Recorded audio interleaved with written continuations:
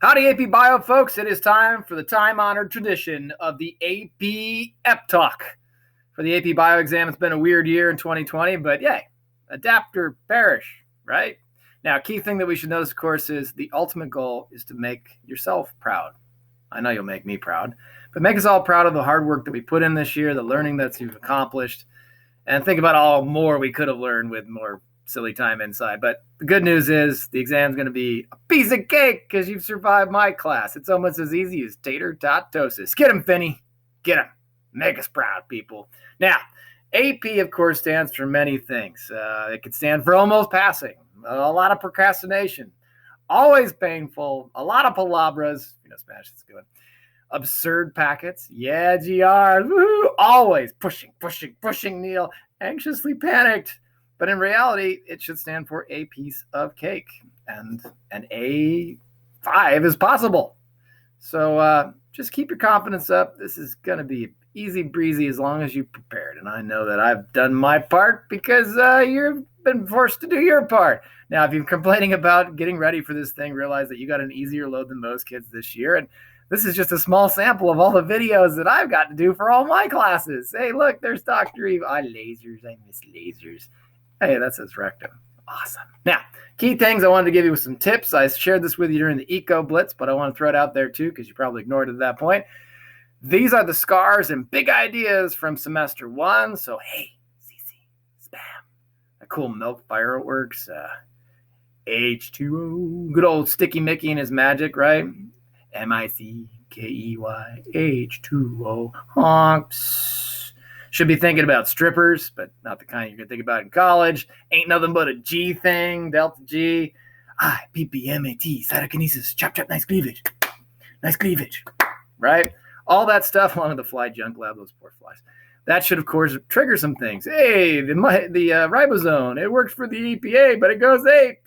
If any of that's not ringing a bell as you go through this list in your ETD, you should look back at them. Jelly like a felon. Included with that, there was D-bags on that. You should also remember killing all those bunnies in natural selection from semester 2. Little hardy whiners in their whining process, right? Little chi-squared analysis. Sickle cell's your friend with all that creepy breeding you guys did. Malaria, right? And then a very fishy history with all our dissections before we left. And we missed out on some scrambled eggs together with things like our frogs this year, but you'll get over it. And probably the stuff that's the newest for you that we didn't cover directly in class but did it virtually is all that eco stuff. You should look back at the eco hot topics because you captured that in your ETDs from that stuff. Hopefully you're getting the idea that your number one study guide is the ETDs. Kids tell me every year, dude, you nailed it. Yeah, I've been doing this way too long, and basically I know how to attack the test.